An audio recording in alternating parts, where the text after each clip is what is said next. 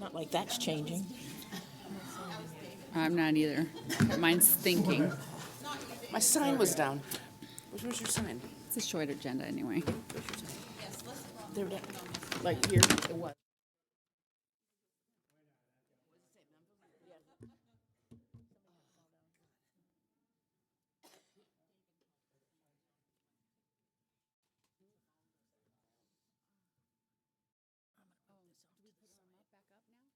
Because they took him down for the picture. Yeah.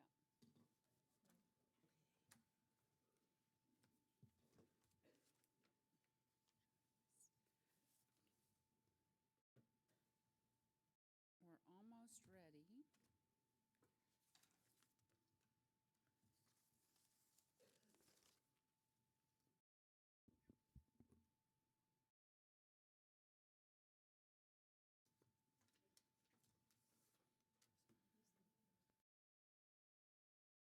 Oh, I hope so.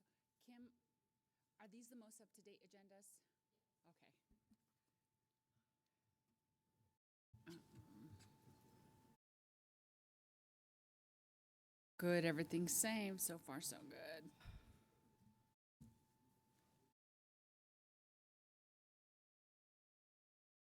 Oh, I didn't get a water.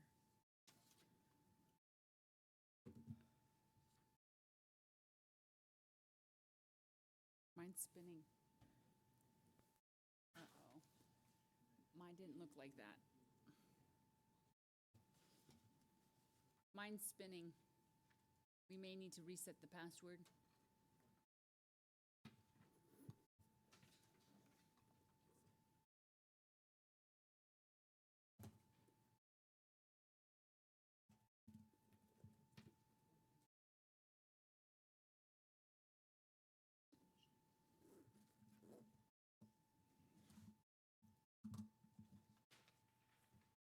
Do these systems have Teams? Do you guys have Teams? Do you guys have Teams? With, mm-hmm. I have two. You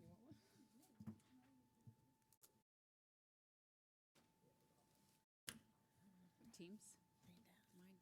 Oh yeah. Well, but see, mine's still. It's. Yes, as we work for. For board docs.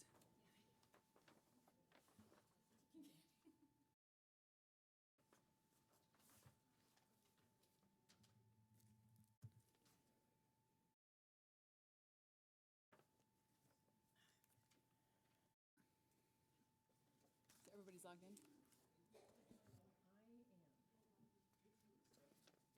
Okay, so we'll go ahead and get going, and then you'll just tell me what the password is, and then we'll go from there. Okay, excellent. Thank you for your patience, everybody. We do appreciate it. We are out of executive session, and we are going to proceed with a pause for a moment of silence, and then we have a guest, Mr. Sean Weston from Sunrise Mountain High School. He's a junior Eagle Scout and will be leading us in the Pledge of Allegiance. So please stand.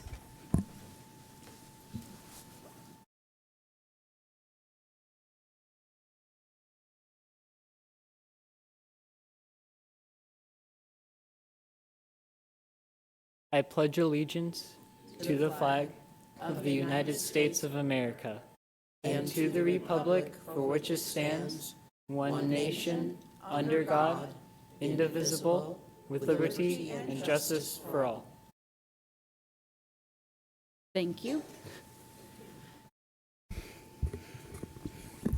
We're going to proceed with number 4, 4.1, address agenda and consider adoptions or recommend any changes. Governing board, are there any changes that you would like to recommend? Okay. I would like to recommend just one for number 11.5, policy GCQC, move it up to become 11.3. And then move down the other employee issues. Are we okay with that? Okay, all right. So we will proceed with the updated changes, thank you. And we're gonna move to 5.1, staff recognitions. Ms. Airy. Good evening, President Ceja Martinez, members of the board, Mrs. Pallas Thompson. I think that you all know that a pretty big thing happened this week for our school district. As you may have heard, this week we opened the Sunrise Mountain Art Center, or affectionately referred to as the SMART Center, for students on the campus of Sunrise Mountain High School. The decision to convert the previous Challenger Space Center, which the district acquired through a land swap agreement, came after careful consideration and much input from our community. This 25,000 square foot space will serve approximately 200 students in 5 separate classroom spaces: arts, ceramics, photography, really all things visual arts, some community spaces that have been designed into that building, and we just could not be more proud of how it has turned out. I think that you all know, board members, that this truly was a very huge team effort by a number of people that really worked tirelessly to pull it off, and not only just pull it off in style, class, and really bring this building back to life, but to also do so 7 months ahead of our original schedule. Quite a feat. We have a couple of the team members here from the Peoria Unified School District that really took the lead with that project, and we want to take a quick moment just to recognize them for their effort, for probably many times their blood, sweat, and tears that went into this project. We're just so pleased with it. We cannot wait to take all of you, our governing board members, through this space, hopeful that we'll be able to do so early next week, and we'll be sending you an invitation to come through and see how it has turned out. But we now have students going all through that building, and we're just beyond thrilled. The two that really took the lead on this project have joined us this evening. Our Executive Director of Facilities and Planning, Mr. Chris Deeg. He's here. Mr. Deeg, if you'd stand so we can give you a round of applause.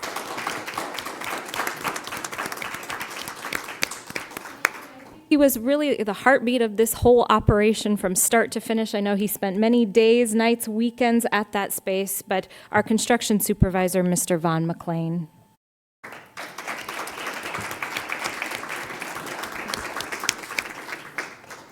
Dedication to this project, it's remarkable to walk through and to see it, to see students in it learning.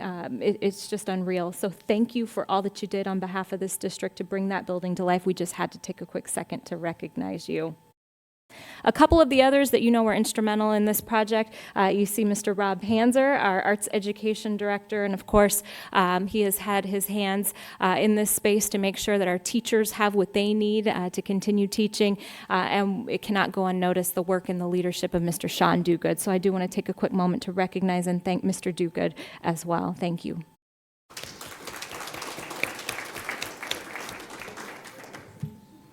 And President Ceja Martinez, I will pause before we get to our next item in case there are any remarks from the board that you'd like to share. Thank you very much. I'm, as you stated, and I'll echo, definitely a team effort from the governing board level and the superintendent driving and asking questions to the community and students providing their input, and definitely hearing from our teachers and what they wanted in that building that is now part of who we are. Thank you, everybody, and the time. I'm sure there were very robust conversations that took place with the best outcomes that moved us to be ahead of schedule. So thank you again for both of you. Okay, governing board members, any more comments? Okay, all right. Well, thank you. Yeah, sorry. Mr. Sandoval. No, I just want to say, great job. I know you guys worked very hard over the holidays to make sure that those rooms be ready for our students to begin, their second semester of learning, this year. And I also want to thank leadership here at the DAC as well. You know, after speaking to some of the teachers who are there at the art facility, and your support to be there every day for them, and cheer for them, and just really acknowledge that it wasn't an easy transition, but you made it easier because of your support there and because of Mr. Deeg and team, Mr. Panzer and Mr. McLean, thank you. All of those efforts absolutely made this transition a very smooth one, so thank you for that. Mrs. Sayas Martinez, can Yes, I just please. join in for a minute? Challenger Center was kind of a big deal for me. 1,000 years ago, when I was a very young educator, I was nominated to go on the Challenger mission by my school district back in Chicago. And luckily, I didn't make it. I did pass the first round, didn't make it past that. But it was special because, you know, Krista McAuliffe was special.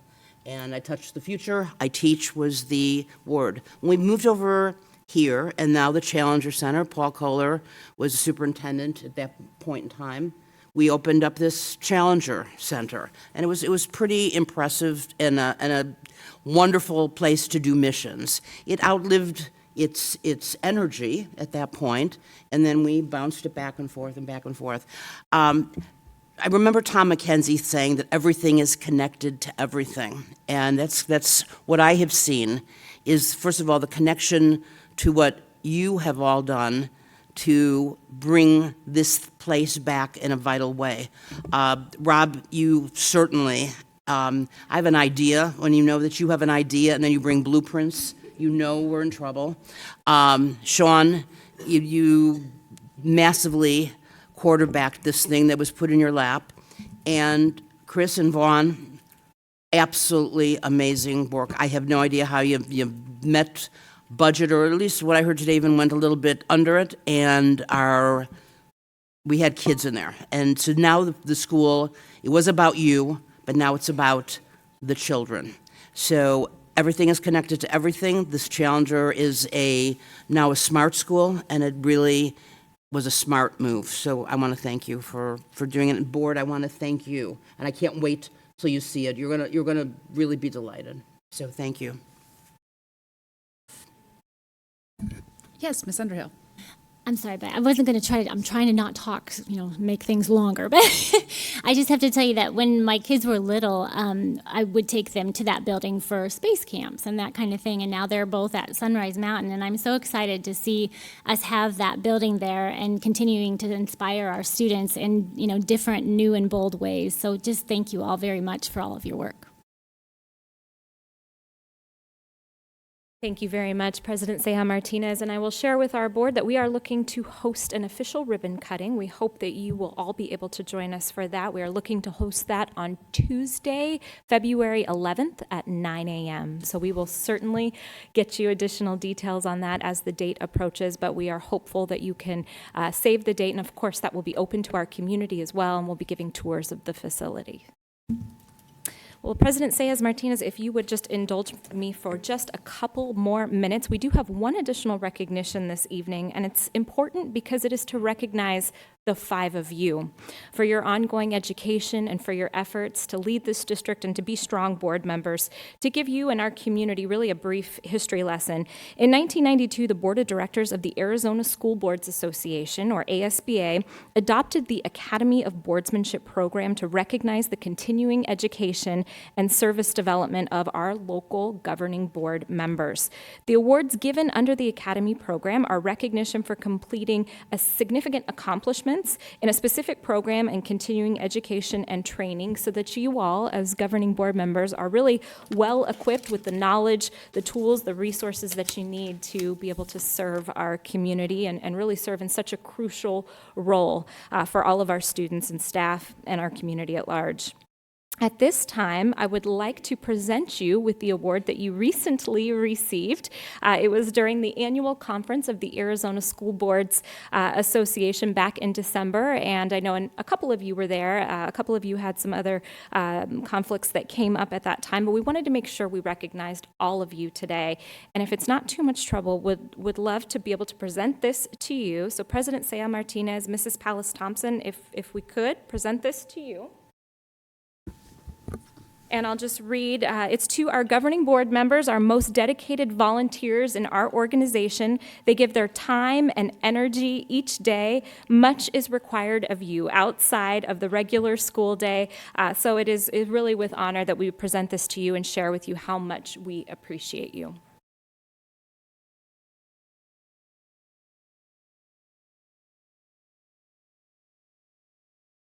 Our second year in a row.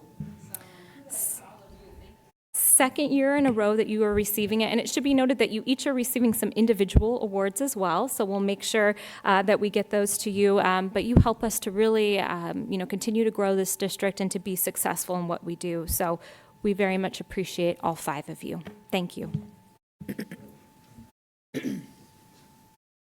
Okay.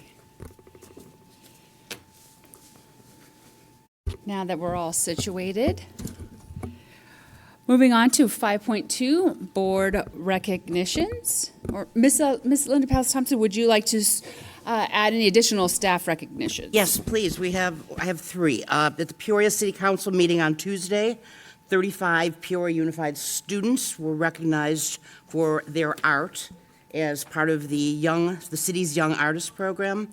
And I want to thank the mayor specifically and City Council for the recognition. We also have Liberty High School is the recipient of the Arizona Diamondbacks Foundation, DBACS, let's say if I can say this, School Challenge Grant. The school won in the Innovation Technology category and will receive funding for a makerspace lab, and that's pretty neat. And then, kind of on a personal thing, two Cotton Bowl students are being hailed heroes after they saved their family from a house fire over our winter break. And the students are going to be honored by the Peoria Fire Department tomorrow at a special school-wide assembly. So, very, very cool. Well, thank you very much for sharing. And we'll just go right down the line with board recognitions. Ms. Doan? I would like to just say that it has been a pleasure. It is hard to find a new superintendent. And I would like to say that everybody on this board has put their heart into this thing and a lot of time and effort, and there hasn't been a lot of fighting or any of that stuff. And I want to say that I appreciate you all, and I'm glad to have been through this with you, and I think I just want to say, I'm happy about it. So thanks. Ms. Doan. Thanks, you guys. Mr. Sandoval? Yeah, thank you. So, we always talk about just all the great things that go on here in PUSD, our students who are our target audience. And part of our role as a district is to develop and build on the character of our city, our state, and nation.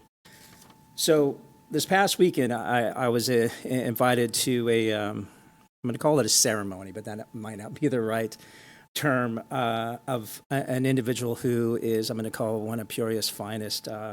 He's a junior at Sunrise Mountain High School. He was honored and really awarded with, the highest advancement in scouting, which is the Eagle Scout. And that is, Sean Weston, who's here this evening. Sean, I'm going to read very quickly, if it's okay with you guys and gals, just part of the Scout Promise, and I'll paraphrase it a little bit, but, it reads, Eagles do their best each day to make their training an example. Their rank and their influence count strongly for better scouting and for better citizenship in their troop, in their community, and in their contacts with other people. I want to focus on in their community and that particular statement, because, Sean, I'm going to say thank you. For just understanding that we are here for somebody more important than us, and something bigger than us, and to enrich the lives of others. And what you did as your project at the church there on Deer Valley, the Grace, I don't recall the name of the church, Circle of Peace, thank you, is a testament, to your character and understanding of that. So, Mr. and Mrs. Weston, I am sure you are very proud of Sean and what he has done. Certainly a reflection of you, your values and beliefs. So thank you very much, and Sean, congratulations, on the award. It's not a small task to reach Eagle Scout. I was in scouting. I'm not going to say what rank I got up to. That's not even close to that. So, but I did learn, and certainly there are some values that I certainly keep with me today from that experience. So, great job, congratulations. Very proud of you, and just looking forward to your future success. And just congratulations on focusing every day on being the best version of yourself. Thank you.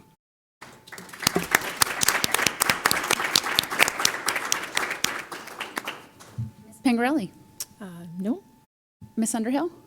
I just have one little shout out for the CTE programs that we're offering. I have a freshman and a senior this year at Sunrise that are both taking a medical science or a sports medicine program. And they are so amazed by and Mrs. Beltram, I don't know how you say that. What are they? The atomage tables that they have where they can actually visualize a human body and look at different systems and that kinds of thing. And I thought it was really cool that they came home that excited about it, and that they also knew that we were one of the only 2 districts in the whole country to have these. So they felt really proud about that. So just wanted to share that we're continuing to do some amazing things. So thank you for all that. Thank you. Are there any more? Okay. All right. This one I had to write down. This is important to me because it's right before we get into the next voting item.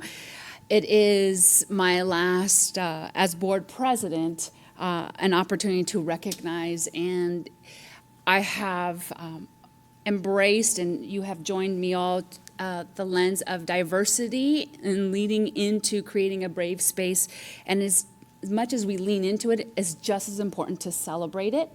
And I wanted to take a moment to thank my fellow governing board members. I've had the opportunity to serve in a leadership position since I onboarded, and you've allowed me to bring my authentic self and share my passion serving as your governing board clerk and now ending as governing board president. I believe this board has modeled and set high expectations for current and future board members. And we lean into that discomfort so that we can challenge the status quo with respect. And I truly believe all of us value public education, and we share our different lenses and perspectives from our heart so that we can drive change. And I want to thank all of you for that opportunity. So thank you. And with that being said, welcome to 2020. Let's move on to the next agenda item. Discussion and consideration of governing board officers for 2020, 6.1. The first item is election of governing board president. I move to... I want to move. Okay. So with that being said, Ms. Stone, you would ask to have the floor? Yes, please. Yes, sure, Ms. Stone. I would like to move that we elect David Sandoval as board president. I will second. Okay, we have a motion to elect Mr. Sandoval as board president and a second by Ms. Pangarelli. Is there any discussion? I would like to have a discussion. Okay, Ms. Pangarelli. We had a, and before the year starts, before this first meeting, we had a meeting on Saturday. And everybody kind of throws their hat in what they might be interested in, and so we can kind of get an idea of who is interested for what position. So it seemed like the leading candidates was between Mr. Sandoval and Mrs. Underhill. And the reason I seconded the motion from Judy, or Ms. Doan, about Mr. Sandoval is because of a few things. I sat and compared both of them. I've worked with Mr. Sandoval for 3 years, Mrs. Underhill for 1 year. By experience, Mr. Sandoval has 3 completed years. Mrs. Underhill has 1. I know that Mr. Sandoval isn't afraid to talk to everybody. He doesn't care if it's Republican, Democrat, Independent. I appreciate that. He has always been extremely respectful, as you have. I'm going one at a time, or I should say just one.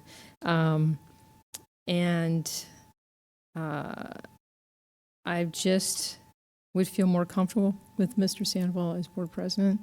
I would be 100% supportive of Mrs. Underhill as board clerk, and then that's pretty much all I have to say. Go from there. Thank you. Mr. Sandoval, any discussion? Wow. Thank you very much for those words, Ms. Pingarelli, and your confidence, Ms. Stone. I've always said it's an honor to sit on this board, and it'd be absolutely an honor to sit in the seat of president, for this upcoming year without question. Like Ms. Seha Martinez stated, her gratitude, for the amount of time that she sat in these seats. So it would certainly be an honor to continue to build, on the legacy that, you've certainly developed. So thank you. Ms. Stone? I just want to say, David, that I have sat beside you for the last 3 years. I have never heard you say an unkind word to anyone on this board. I have never heard your voice raised in anger to anyone on this board. I do, I believe you'll do a stand-up job, and I think that, I do think it's time. I think you'll do a good job. Thank you for that. I just had one other thing, I'm sorry. Okay. Do you want to go first? I just wanted to finish up my.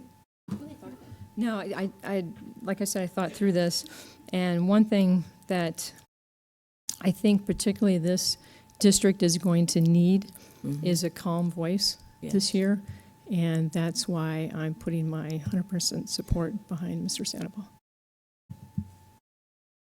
Ms. Underhill? Well, I just have to say that I completely agree with everything you guys have said, and as you know, I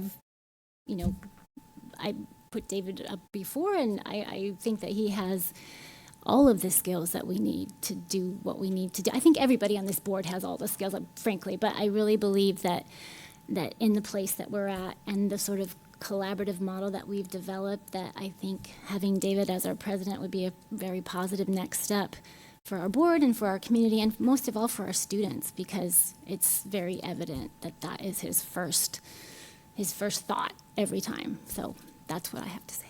Thank you. Okay. And I would echo the same things. I strongly believe in a unanimous board as going forward, especially in such an important decision. And at this time, we'll go ahead with a voice vote. Ms. Underhill? Aye. Ms. Pingarelli? Aye. Mr. Sandoval? Aye. Ms. Stone? Aye. And I vote aye. We have a unanimous vote for our new board president, Mr. David Sandoval.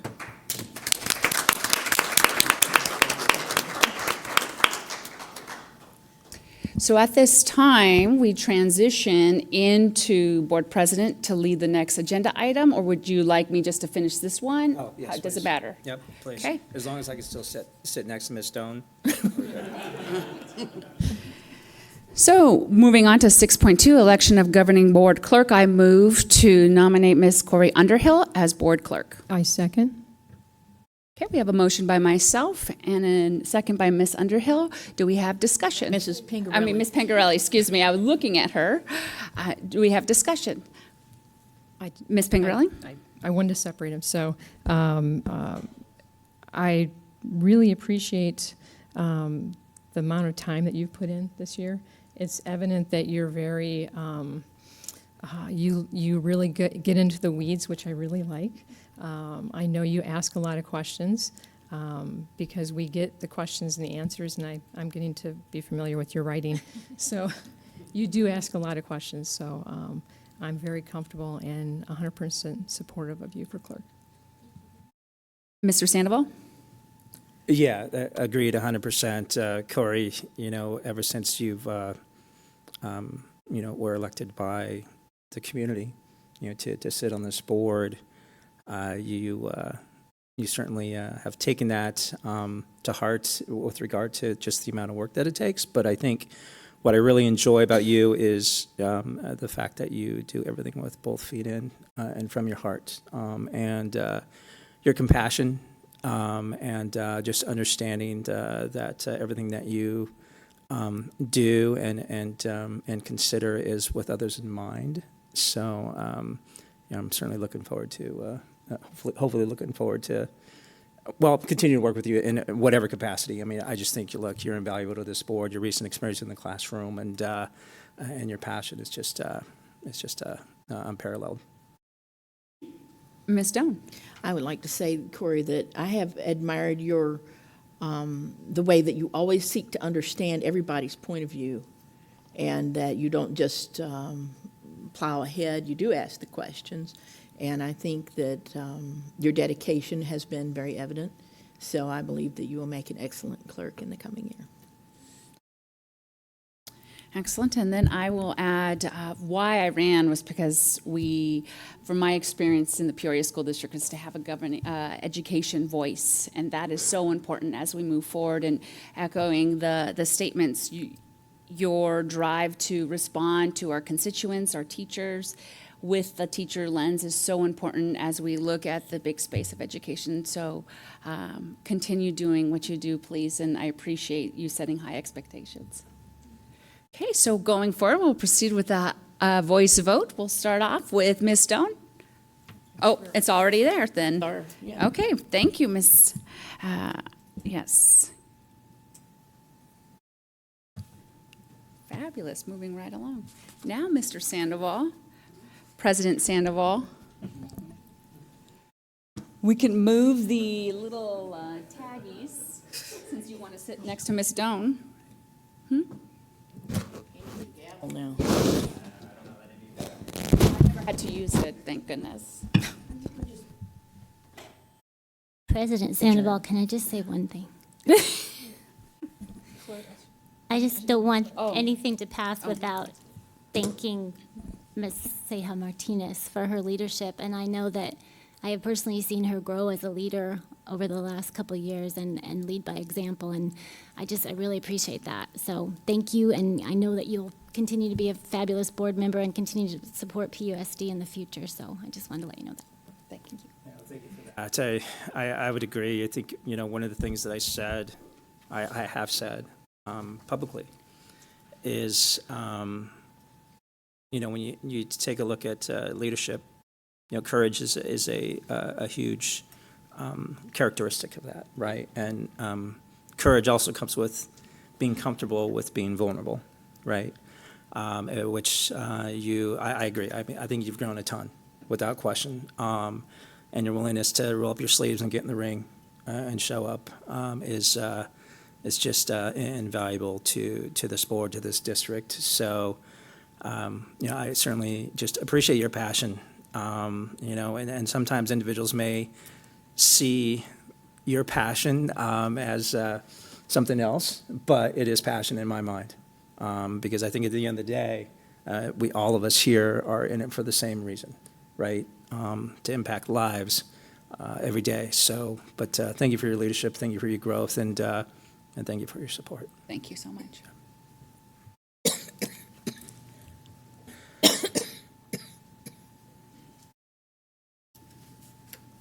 With that said, congratulations, Ms. Underhill. And we are moving on to, looks like agenda line item 7.1, discussion and consideration of dates, times, and locations for regular board meetings for 2020. And let's see here. I know we talked about this at a prior meeting. Are there any concerns, questions around the calendar? I know we had some changes. Those are in front of us. Any Anything look out of sort?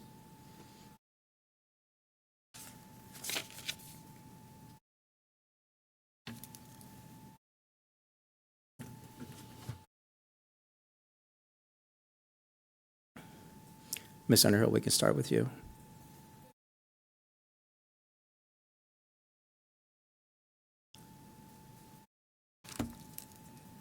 Ms. Pingerelli, I know you have your calendar out. Yeah. Yeah, take your time. You're good? Say hi, Martinez. The only thing that we discussed was we have a new biannual retreat. Right now, it is identified as July 16th, but as the board continues to look at their calendars, I just want to just highlight, it may change, but we do have a biannual retreat now, so thank you. I appreciate that. Thank you. Ms. Down? It looks good to me, thanks. Okay. It all looks good to me as well, all the changes that we asked and have been made. So I'll just need a motion to approve the calendar.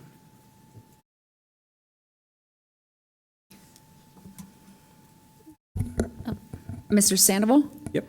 I move to approve the calendar as presented. Second.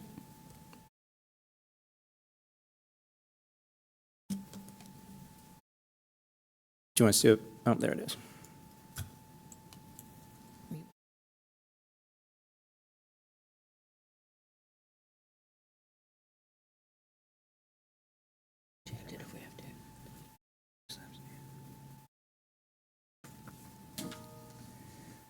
Okay, looks like it passes 5-0. Thank you. Moving on to the next line item, request to address the governing board regarding matters not included on the agenda. I do not have any green slips. Do you? Okay. All right, very good. Moving on to the consent agenda. Any items need to be pulled on the consent agenda?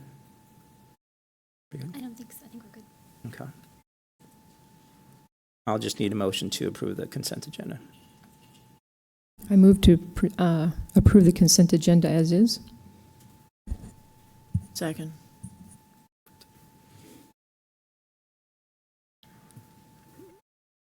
Please place your votes.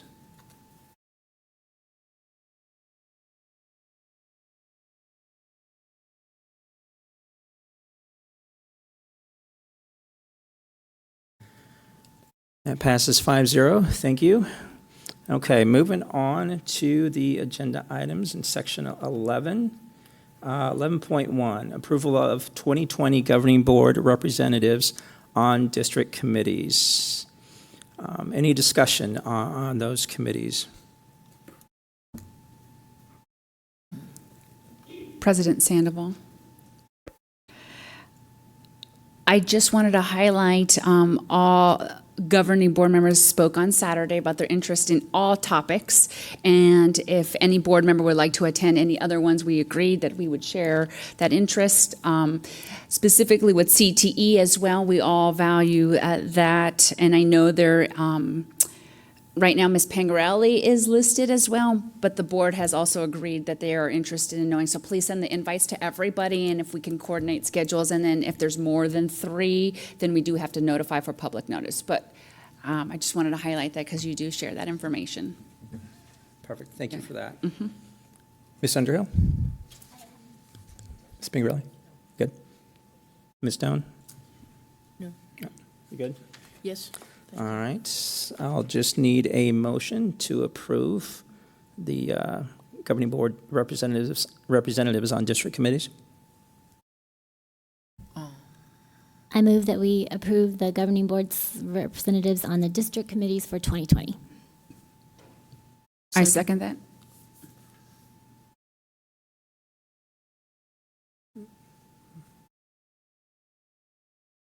Please place your votes.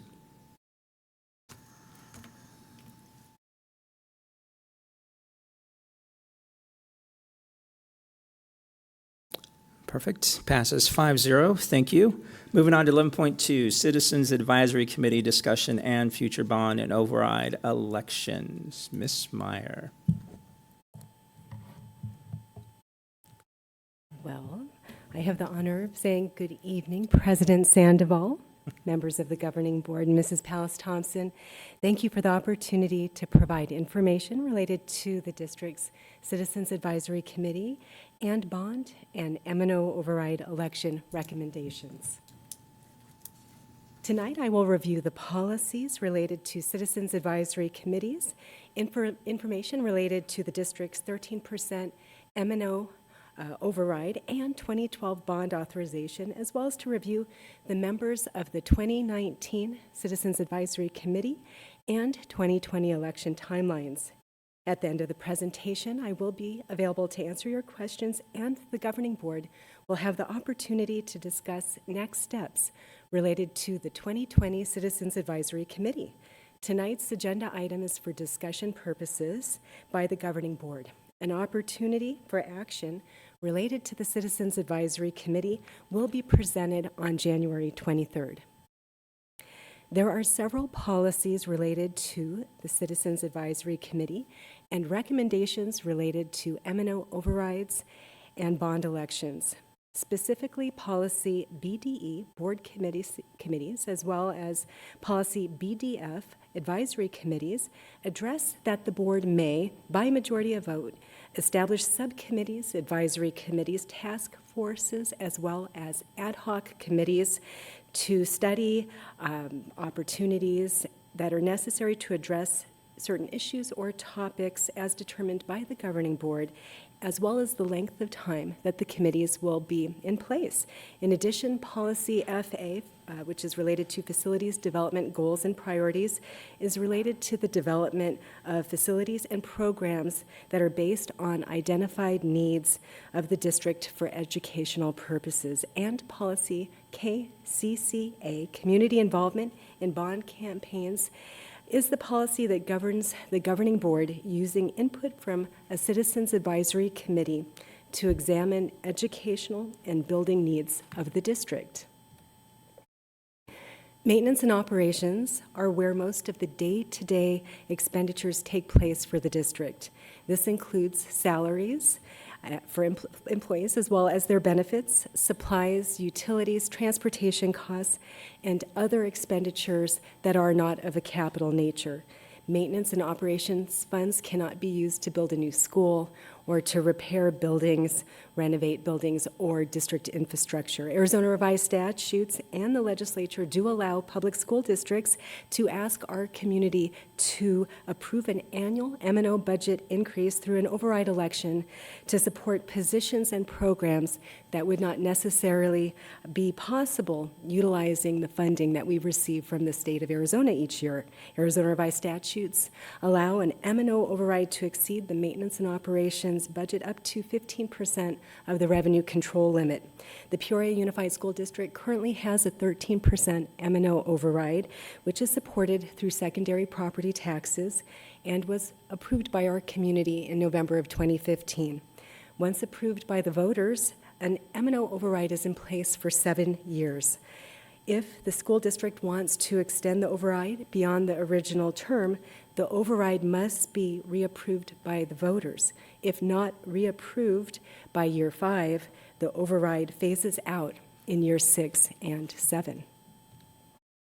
Each October, the district provides an annual M&O override and bond budget update.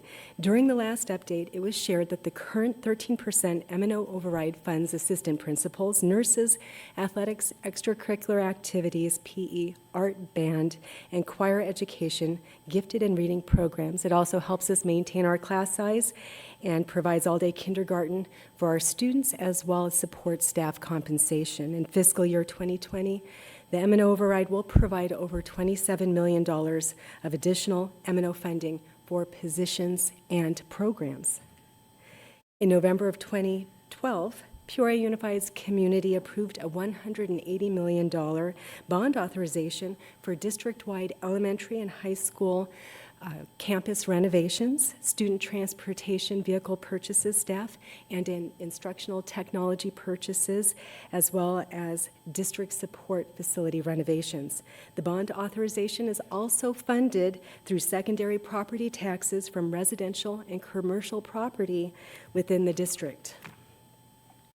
A bond authorization is in effect for 10 years, and bond proceeds from bond sales need to be expended within 3 years of the sale.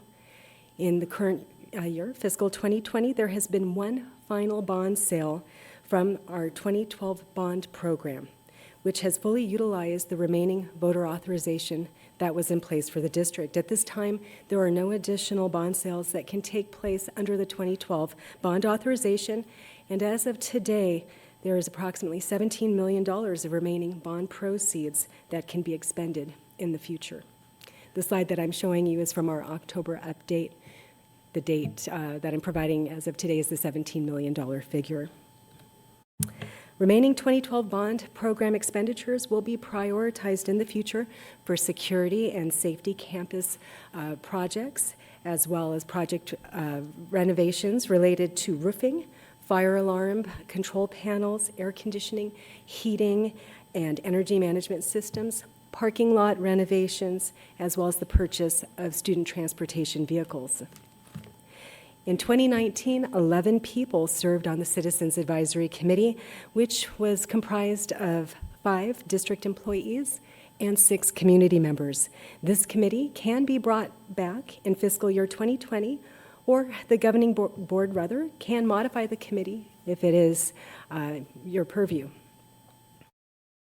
The Citizens Advisory Committee and election timeline is typically around 10 months, with committee meetings beginning in February, and they conclude with a recommendation to the governing board, which typically takes place in May.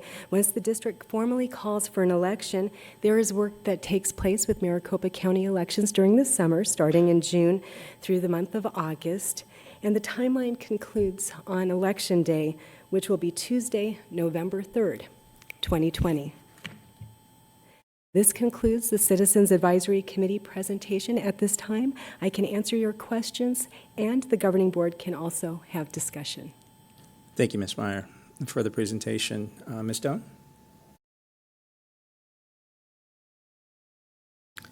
So when it says our future projects, that money that we have to expend, first would be security and safety projects. Does that include some renovations that have been put off in the some of the southern schools, the bathroom issues and stuff like that? President Sandoval, Mrs. Doan, our facilities group and our Chief Operations Officer, Mr. Dogood, as well as myself and other members of our administrative team do review the remaining bond dollars, and with the reviews that we've put into place to date, what I shared were the priority list. If there is something that arises that is critical for health and safety, that will go to the top of the list. Discretionary, I shouldn't say discretionary, but less critical projects that might have been on the docket have been moved to a potential future bond. So for example, landscaping projects have been put on hold, where air conditioning would be a priority because we need to cool our schools. Right. Okay.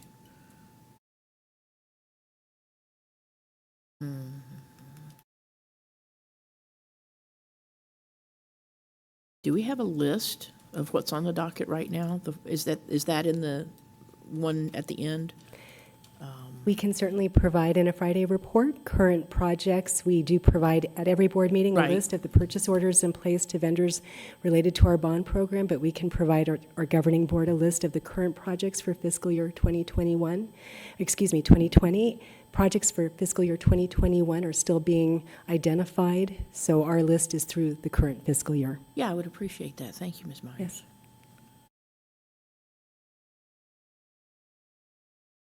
Anything else, Ms. Doan? You good? President Sanders? Yeah. Ms. Seah Martinez? Thank you for that, and thank you for the time, and especially including all the policies as something that we just highlighted at Saturday's board retreat. Specifically, I want to address BDF. The governing board president, in conjunction with the superintendent, shall develop guidelines for each committee, and these guidelines shall be approved by the board prior to the first meeting I want to ask the governing board, as we continue to work on board goals, that this committee do not convene until the board has solidified our priorities, and it will address some of the concerns if the board so chooses to prioritize the southern schools. And we truly look at value that is going to not only meet the needs of our district, but also pass, seeing that seems to be an issue we continue to face in the Peoria School District. But once the board identifies board goals and prioritizes, then we move forward with the committee, communicating to the committee to follow those board priorities. That's my ask of the governing board. That's it. Perfect, thank you. Ms. Pingarelli?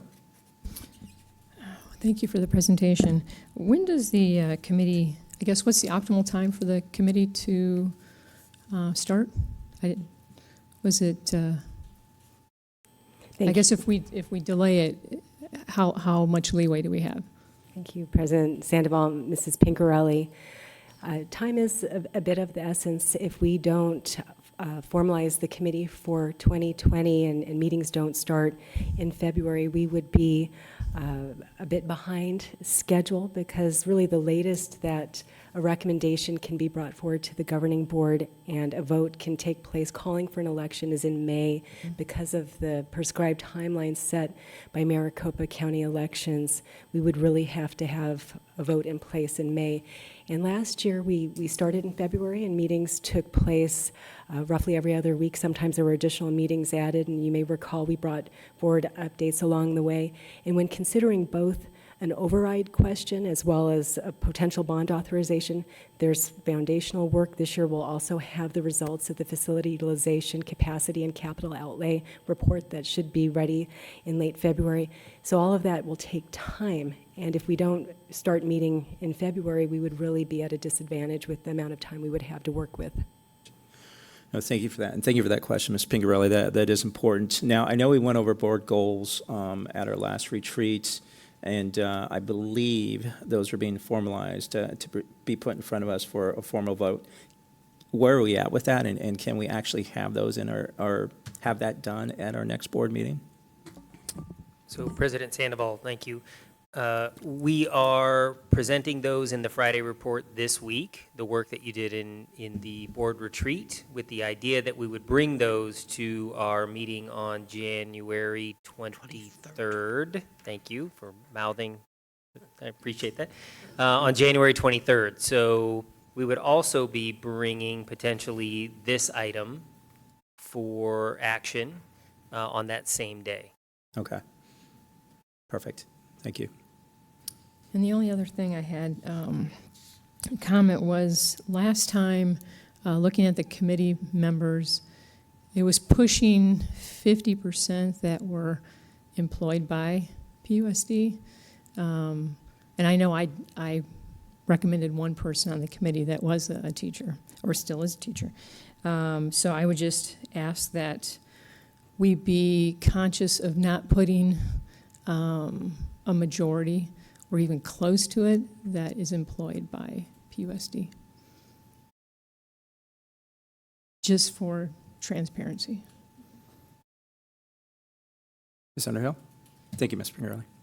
Yeah, I mean, I think that makes sense, and I don't remember from previous years at what point we clarify what kind of the parameters are on that committee, so I don't know if we need to put that into the language around the committee or what? Yeah, that's a good point. It's I don't know if that's policy or just how we actually drive that direction as a board to delineate, what that committee looks like. It's, I guess looking for, advice from procedural perspective there. Is that something that we have time to do as a board to make sure that our input is in there with regard to how we define the committees? President Sandoval, members of the board, You are calling for a committee, and you do provide the input on the framework number of representatives. I know that last year, looking back at the presentation, there was discussion on membership from a geographic perspective, where the member may live within the district, southern portion, northern, et cetera, classified, certified, administrative, as well as the number of community members. So I believe the year before last, the number was larger than 11, so it was a bit smaller last year.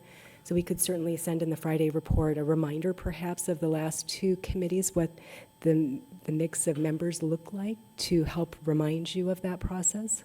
Yeah, that was going to be my next request. That would be great. Thank you. Ms. Yao? Mr. Sandoval? Just to highlight, it's not just for transparency. I think we have seen great things come out of this, adding diverse lenses. And to what we've described, I would also like the input of the administration. What lessons do we learn from those past committees that we continue to mold to get the best insight level of expertise? I know there are a lot of community forms submitted, interested, and being able to leverage the skill set of our community, whether it be analytical data analysis, finance, safety measures. I would like to take a look to see if there's any other lens within those forms of people interested in serving that we have not considered to be added to what we need to move our district forward. So in addition to transparency, but skill set, what can we offer this robust conversation with? No, agreed. And I think as we take a look at, so since I've been elected to this board, so this is my third year, right? And we've gone out for a bond and or override. And we've done a lot of due diligence, from a research regard and surveys. And so I would imagine that we have a plethora of data that would help, drive, this request. So I think as we take a look at that, it'd be great to understand what stands out and maybe where the opportunities lie and exist that we can address by having a different lens, on the committee to help us move forward. Ms. Underhill? Yeah, sorry, I was just going to say, kind of along that same vein, and it seems like, I know the committee meets and the meeting notices and everything's published, it's available, but it feels like there's, and maybe this is just because of the nature of the process, but we don't do a lot of educating along the way as far as this is what's happening, this is what, the committee's meeting. So I feel like when we finally make a recommendation, the community's just like, okay, who came up with this, how did this, whatever. I just feel like if there's any way to educate, to start the education processes around the whole how we do this earlier, it would be great to have more people just involved in understanding how we came to these recommendations. Yeah, and I think a lot of these requests, it definitely push us to move very quickly here to vote on, mobilizing a committee without question. Ms. Stone, I think you were going to say something earlier. I thought I heard you. No? If I was, I've forgotten it. Okay. I just thought I heard a voice and then it Yeah. stopped, so, okay. Thank you. Perfect. So for me, and I kind of hit what I wanted to say earlier, just about the fact that we have 3 years of a lot of really, really good data. And I think to Ms. Underhill's point about driving direction versus reinventing the wheel, right? I think, again, we probably can put together a strategy right now with all the data that we have, and just really focusing on the opportunities, that we see, from what the data is telling us. And we have our wins, and we know where those are, but we also know where opportunities exist and how we maximize on those and to make sure when we move forward with, whatever partners we have in committees, et cetera, those are our areas that, we have an opportunity to really, move these particular initiatives and really, bond and overrides forward and get them passed. Thank you. Anyone else? Good. Thank you very much, Ms. Meyer.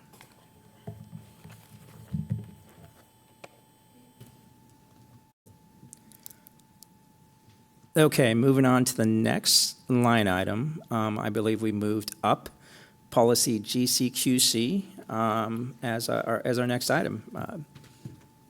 Dr. Davidson.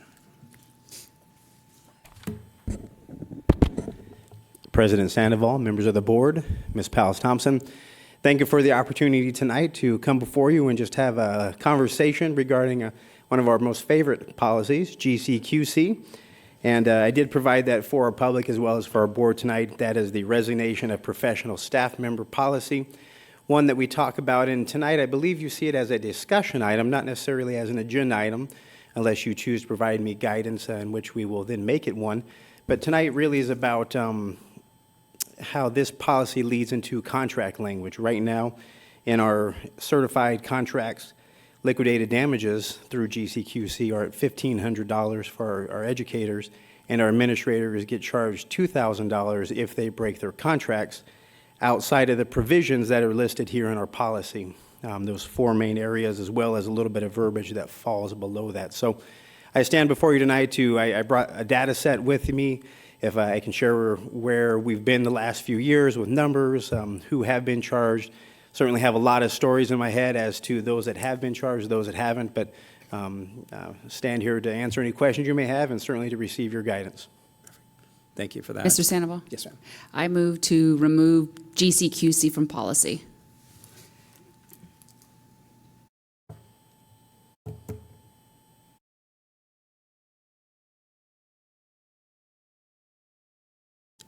Sure.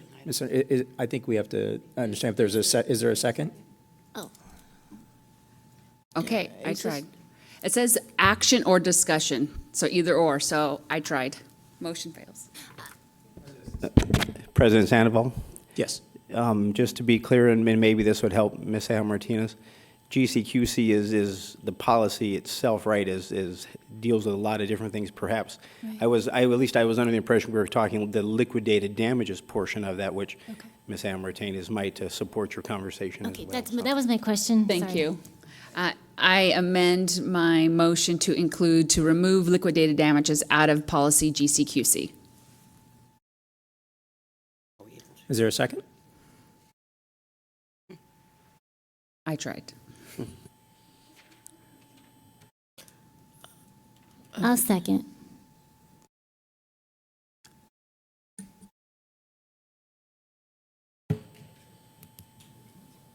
So let's open the floor for discussion.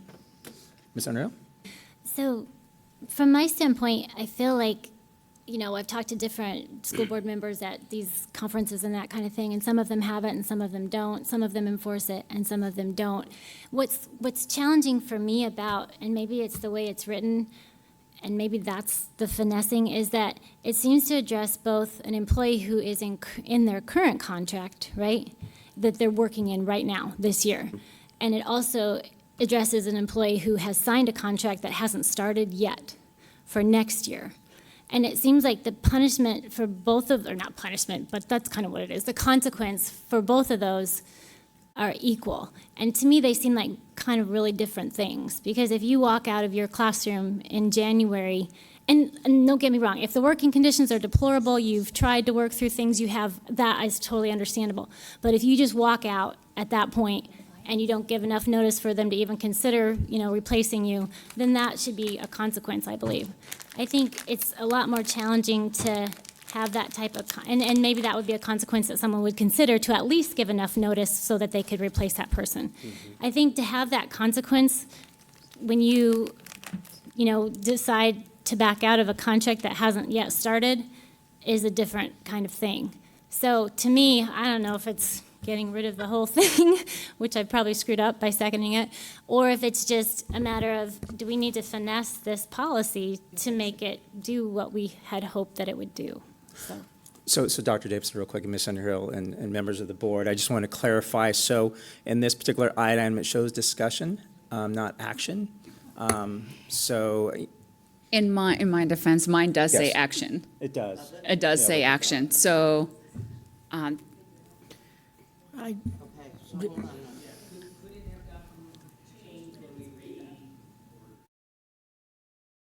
okay. So that makes sense. But that's interesting why it would only show up on mine and not the rest of the board. Okay, I'm comfortable with discussion, that's fine. Screen it says discussion. That's what I thought we were doing. Yeah, mine says action and discussion, so. That's really strange. We're flexible. So I think for Just a me, discussion. thank you. Ms. Underhill, anything else for the No, that was discussion? that's my whole thing with it, so yeah. Yep. Ms. Pingarelli? Let's see, where to start? Does ADE still consider breaking a contract unprofessional conduct? President Sandoval, members of the board, Ms. Pingarelli, yes, the Department of Education would still consider breaking contract as unprofessional behavior. I would share with you from an investigative standpoint, though, what we've been told is they're leaning more and more towards not furthering any injunction against the employee certificate if districts do charge liquidated damages, because they do see that as a natural consequence to breaking the contract.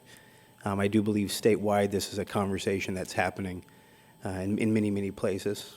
So if a district has liquidated damages, they don't pursue it. If a district does not have liquidated damages, they'll go ahead and, I would say they are less apt to pursue any type of additional consequence to that person if there is liquidated damages. okay. What is the cost of the district if a person leaves? In general? There is, I guess we should say, is there a cost to the district? President Sandoval, members of the board, Ms. Pingarelli, I guess the first thing I would want to say would be the initial cost of a teacher breaking their contract would be the loss of student learning. So I don't know how we put a dollar figure on that, but when you lose a teacher that's dedicated, devoted, has been trained, and simply leaves the classroom, I think there's a large cost to our district. From a monetary perspective, we would need to, there's a lot of variables there, right? How long the employee's been with us, what type of education they might bring to the classroom, what training they've received, what might their survey data suggest from where they are with relations with the community, right, with the students. So there's a lot of variables there. What does a principal say? So I don't know if I could tell you there's an exact dollar, but certainly I do believe there's an impact to us as a district. Okay, yeah, my next question was what is the impact to the student? Which you've already answered part of that. Mr. Sandoval? Yes. Ms. Pingarelli, you good? I'm still going, but if you want to. I just wanted to highlight, so Dr. Davidson, you're making an assumption because you don't have any quantitative data to say because a teacher leaves her contract that the children are worse off, because we could get a substitute who's retired back into the position, who is happy to be there, who has the experience to drive results, versus if it was a brand new teacher, where we hear time and time again, our teachers leave less than 3 years. And from my personal and professional experience, a teacher under 3 years has a longer learning curve than if somebody was a long-term substitute with the experience. So to be clear, there's no quantitative data to support that statement. Is that accurate? There are numerous variables, Ms. Ceja Martinez, as you just shared, so that is correct. I don't have any one data set across numerous years where a teacher has or hasn't left and the impact to student learning. I think it depends on each site. I think it depends on the needs of that site and kind of what they've been working through. I would share with you that some educators, right, teachers we're talking about, or administrators might also be in this situation if they are struggling professionally, right, with the duties that are in front of them.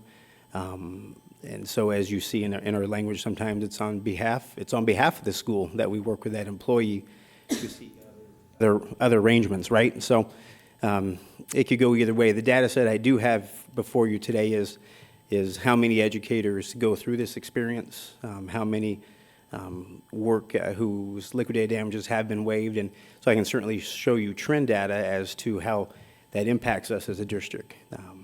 But there are numerous variables, yes, ma'am. Yeah, so I just want to be cognizant about how we position that phrase, because we really don't have data to support one way or the other on the impact of the child. So, thank you. That's why I think that we should have a standard set dollar amount, because we don't know exactly if it's at the beginning of the year, mid-year, if it's an administrator, if it's a teacher. That's why I think you need to have a set dollar amount on both administration and certified. Dr. Davidson, what does administration recommend? I know 2 years ago, you had, or I guess I should phrase it a different way. Does administration think that breaking a contract is okay? That would be my preference. President Sandoval, Ms. Pingarelli, that would be what I call a loaded question, but I appreciate that. That's why I wrote it down. Would you say it to me one more time, please? It was, does administration think that breaking a contract is okay? Speaking on behalf of your Human Resources Department, I do not believe that we believe breaking a contract is okay.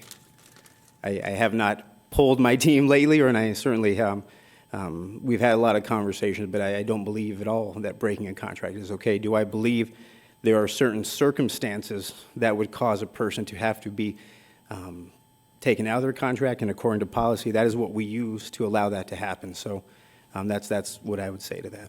Now, doesn't the superintendent have the leeway? I know there's 4 different categories to not impose liquidated damages? Those categories, those 4 areas there are there. Yes, ma'am, and the superintendent, through Human Resources, does work with that.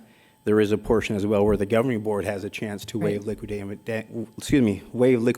damages as well, if, and you would see that here at the board meetings. Okay. All right. Well, I mean, I know we've talked about this a lot. Mrs. Underhill is new to this discussion. My feeling is if I sign a contract for a car or a house, I cannot break it, or there will be consequences. So I think that it's imperative that I could go to work tomorrow and lose my job. I don't have a guaranteed job for a year. So there is that benefit of signing a contract and you are given a guaranteed job. Maybe not the specific job you want at the grade level or site level or whatever, but you do have a job. So I know we've discussed it with Mr. Sandoval. I know he brought it forward to decrease by, I think it was $1,000. I agreed with that, and I still think there should be a consequence for breaking contract. So that's all I got to say. Thank you. Mr. Sandoval, I just wanted to add, to remind this board administration, we pay our staff, our teachers 8 to 20% less than neighboring districts. So in addition to that detractor, we're now considering our teachers that have to face liquidated damages. And yes, recognizing the contract that we submit, but my family comes first. And in this situation with data to support that we pay our teachers less than the neighboring districts, I would reconsider. Ms. Stone? Yes, ma'am. Okay.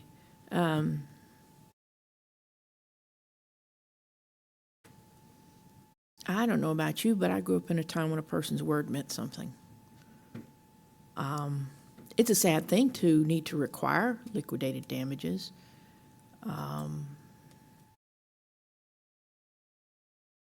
The money that is required, from what I've seen, and with the suggestion of lowering or whatever like that, it is not life-altering. But a person's only good as their word. And if they have to change, there are avenues whereby they're not required to pay the liquidated damages if there's a cause. If they're just going somewhere else for some more money, I understand that, but there's a consequence to it. And there should be, because they gave their word. And as Ms. Pingarelli pointed out, they got a guarantee of a job for that amount of time in return, unless they really mess up. Okay. But to just allow people to break a contract with no consequence is not holding our professionals to a professional standard. And I believe in holding them to a standard. And I think that a lot of teachers believe in that themselves. I'm not sure they like the liquidated damages, but they certainly agree that they're professionals and would be held to a professional standard. I don't think other companies just let you break your contract and walk. That doesn't work anywhere I look. If we broke our contract with the teacher, there would be a consequence for us. So I don't see why it should be one-sided. That's what I have to say about that. I'm not against any of these teachers. Any of them that have a need, they present that, and there are ways to remove the liquidated damages if there's a real cause. So I don't see what the big issue is. The jobs are out there, and if we make it easier for them to jump ship in the middle of the contract, they're going to more often. I'm sorry, but it's going to happen. And just on a nitpicky note, which has nothing to do with liquidated damages, but if we read the paragraph, the second to last paragraph on the first page, it says, "A teacher who resigns and who may be deemed to have committed an unprofessional act and shall be subject to the penalty as provided under Arizona statutes and Board of Education regulations." I believe the second "and" is superfluous, just on a nitpicky note. Sorry. Anyway, that's about all I have to say. I don't understand why we're having a big fight about holding our teachers to a professional standard. I don't. Well, Ms. Stone, I appreciate that point about if it caused harm. So could we include a line item, since teachers get paid almost poverty levels, that if the teacher can prove they're on state assistance or any kind of financial income, which they can provide tax statements less than the federal or state mandates, that they would be waived? Could we include some kind of finance hardship? You identified, I'd be willing to include some kind of financial hardship as it relates to state and federal mandates. Yeah, I would absolutely support that. I think, and Dr. D, I'll allow you to respond.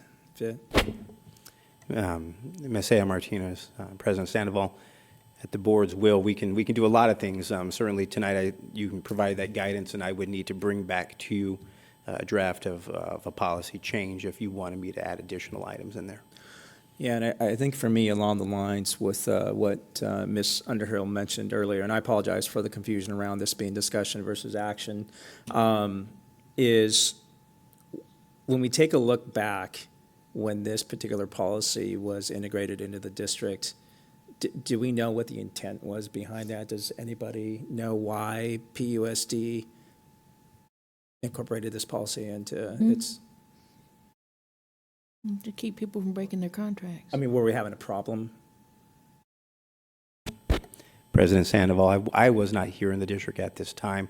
I do believe statewide, though, when this concept started to arise was when No Child Left Behind came into play, when mandated standards and assessment really became a big part of the school labeling system.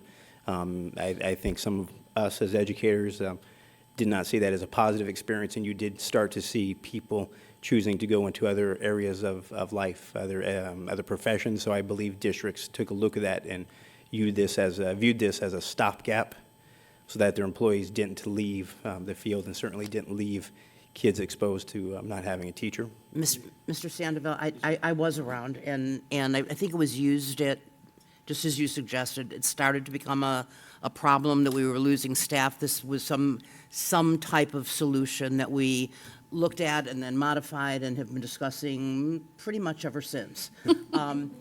Part of it is, I think, is that we never defined the purpose of a liquidated damage or even the definition of liquidated damage. And part of that issue is it's not intended, although it feels like it, as a penalty or a consequence. It's supposed to define what is the damage that we are receiving. So we have had conversations as to what point in the year, if a teacher signs a contract and it's a fourth grade teacher and it's in April, whenever we're signing, or March when they're signing, we have not told them how much they're getting paid yet, okay? And they're signing a contract in blind, good faith.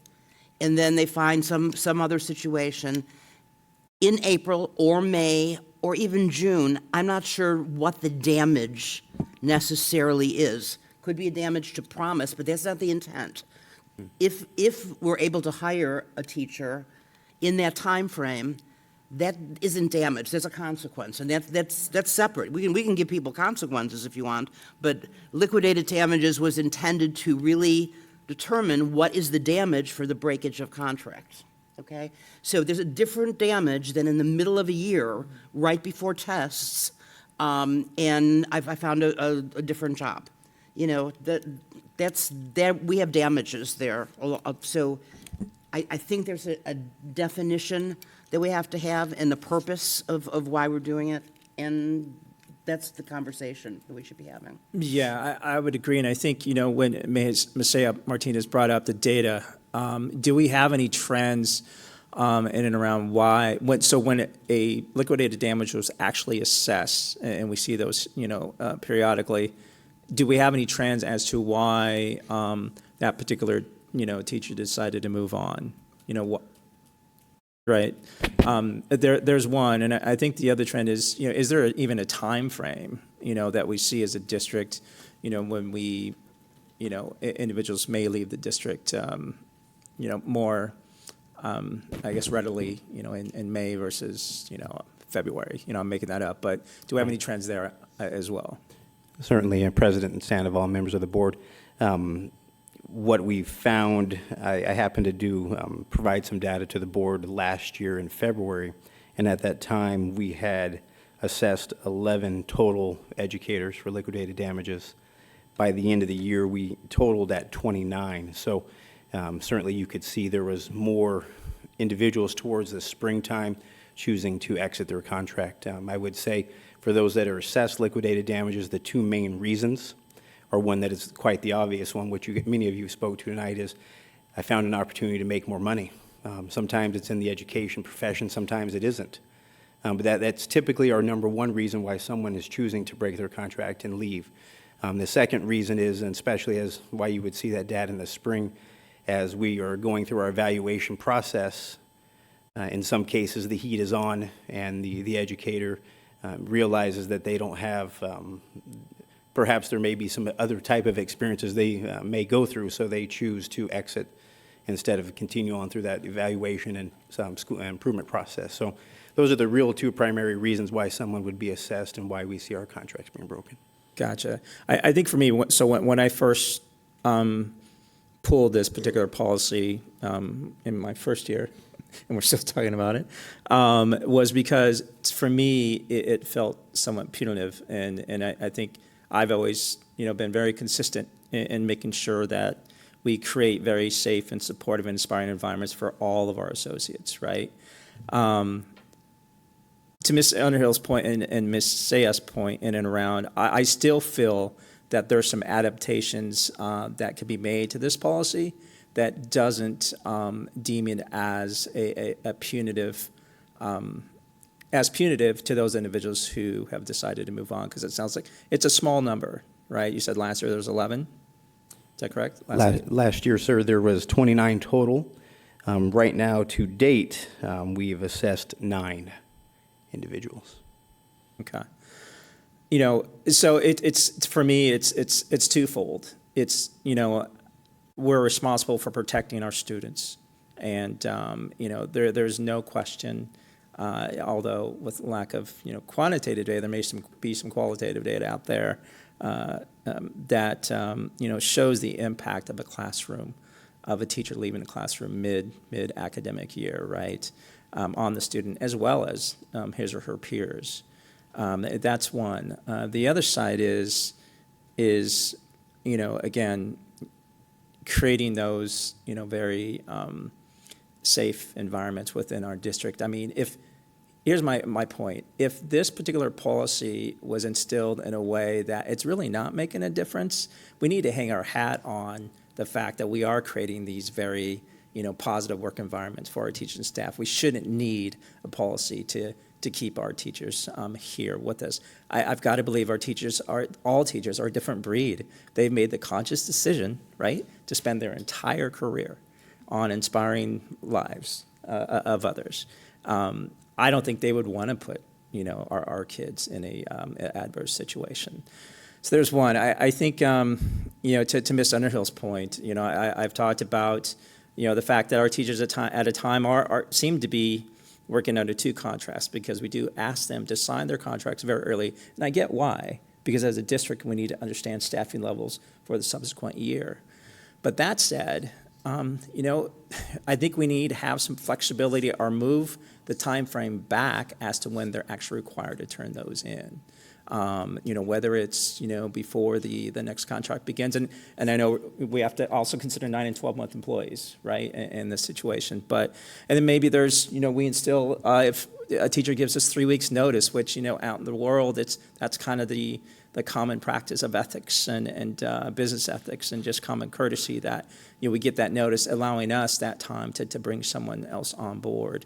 Maybe another consideration, to not, assess these damages. But I just feel that there are some bullets in here, some of the ones that Ms. Sayah Martinez and, Ms. Underhill brought up, that, we can add into this policy that would make it feel less punitive, because again, I don't believe our teachers want to put our kids in an adverse situation. So that said, I know this is for discussion, but I feel that this is a policy that we've talked about for many years, and I would love to put it to bed without question, but in a way that is productive and supportive, of our teachers and staff. So, and admin, for that matter. President Sandoval. Yes, sir. Mrs. Palace Thompson, it's my office is in charge of making sure that our policies are both read the way that our governing board wishes that they would. Might I recommend that we bring a revised policy back to the board? And if so, if that is the will of the board, then can I just quickly, I've been jotting down some notes for Dr. Davidson, just to kind of review what we might bring back. So when I look here, we talked about a definition, maybe a more in-depth definition of why liquidated damages exists. Maybe differentiating between times of year, between when someone signs their contract versus all the way through the remainder of the year. There was some discussion about potentially if we find a replacement, and then financial hardship as well. Those seem to be 4 areas that I heard Where we would waive. areas that we could create some language that would possibly change our current policy. Right. Yeah. Mr. Sandoval, I just wanted to bring up, one of the most common complaints that we get is because they have to sign their contract without knowing how much they're signing up for. So I know I would not take a job if I didn't know how much I was getting paid, but I also know the district has that early time frame because it's very competitive. And with the nature of the environment and the competition that we're facing, what are the time frames that you would be considering in that proposal, and how would affect the person, the district, the student, and so forth? So it's something to consider with those time frames, because that's what's been brought up in the past, is that's why we have it so early. Yep. Thank you. Perfect. Yep, thank you. Thank you. Okay. Anyone else? You good? Thank you, Dr. D.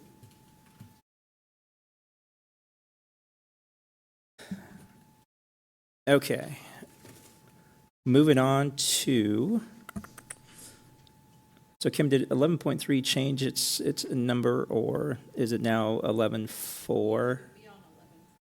Okay. So that's the one you were going to read, is that right? Yeah. And is it just action or discussion? Hold on. Action. Okay.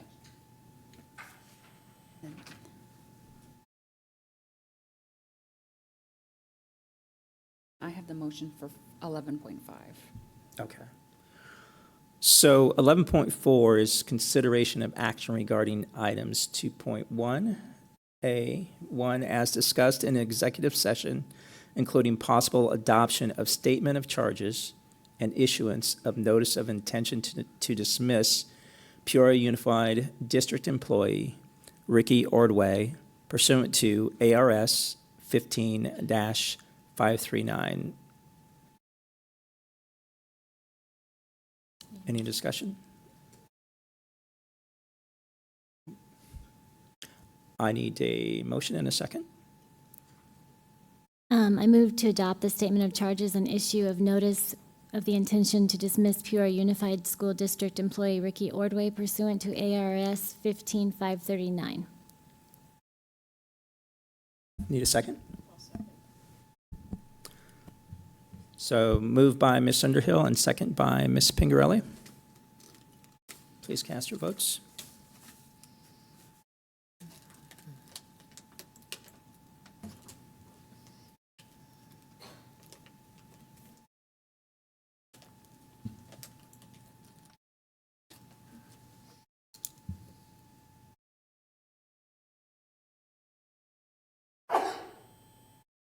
Bless you. Okay. Yeah, I can't. Pass unanimously. Thank you. Do you want me to read it? Moving on to 11.4, consideration of action to appoint a hearing officer if Ricky Ordway requests a hearing on the statement of charges and notice of intent to dismiss. Mr. Sandoval, is that 11.4 or 11.5? 11.5, sorry, I 11.5. No, apologize. it's Thank okay. you. All right. I do have a motion, Mr. Sandoval. We make the motion to approve the following individuals in specific order based on availability to serve as a hearing officer if need be to address personnel matters identified in the agenda. In order, number 1, C. Benson Hufford, 2, Don Peters, and 3, Candace Pardee.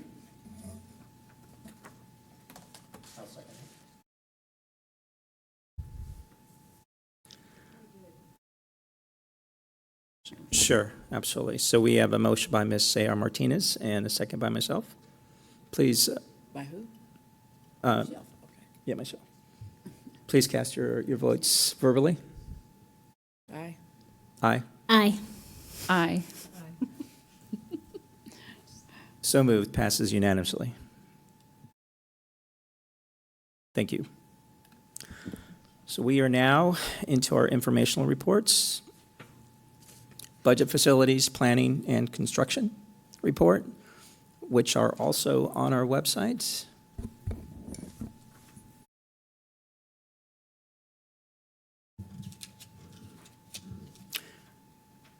Report on upcoming meetings and events.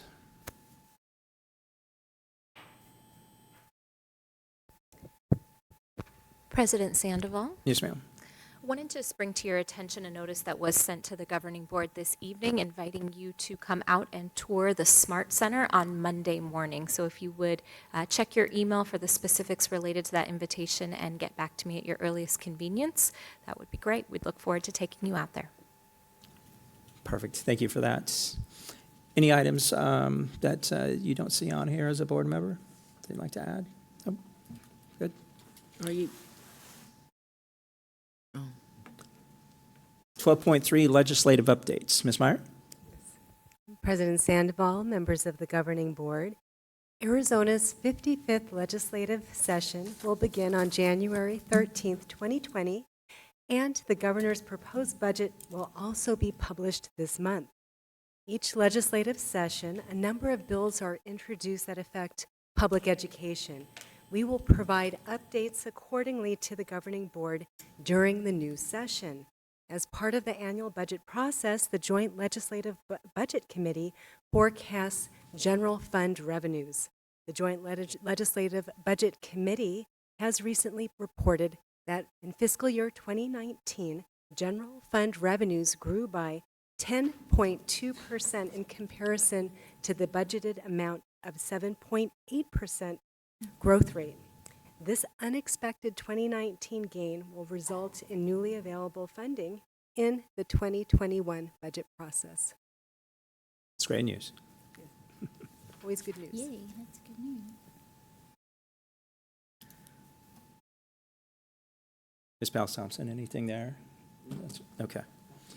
Other business, board member opportunity to readdress agenda items. Any items? Nope.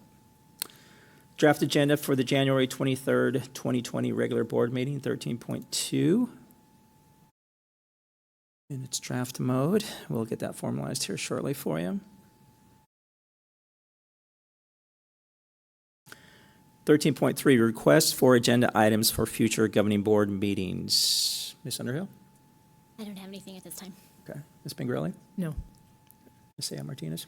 I do have a request. Can the board receive, and I don't even know how to go about going about this, is a financial cost analysis to address the board teleconference, how to address the what is it going to cost to fix that?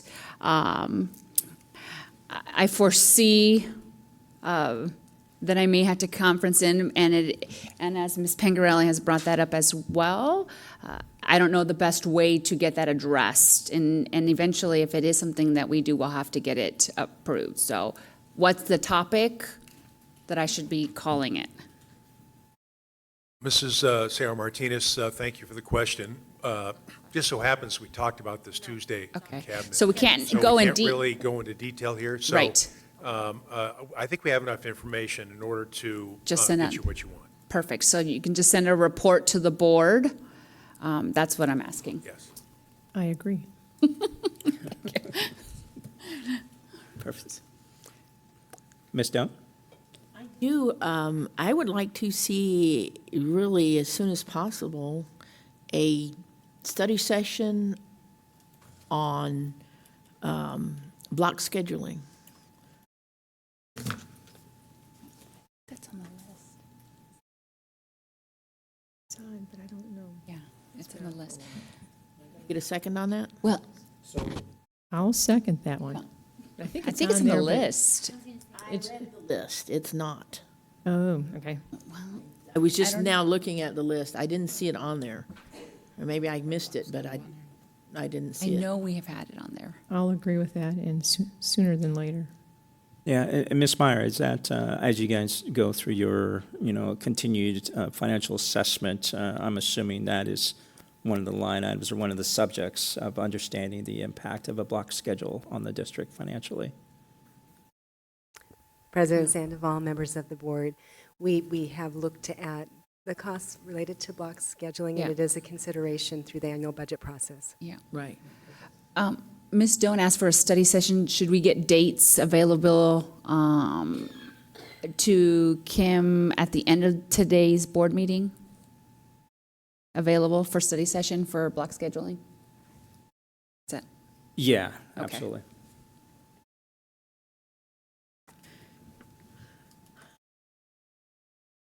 Do us all just shoot her an email with availability? Yeah. Or, okay.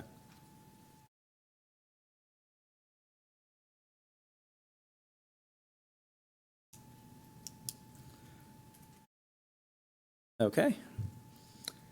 Last item on the agenda, I need a motion for adjournment. I move that we adjourn the meeting. I'll second.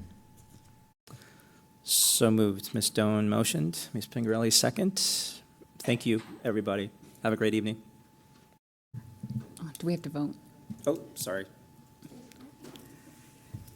It was there first. Yeah, yeah, aye. Aye. 7:46. Uh-oh. An hour and 46 minutes.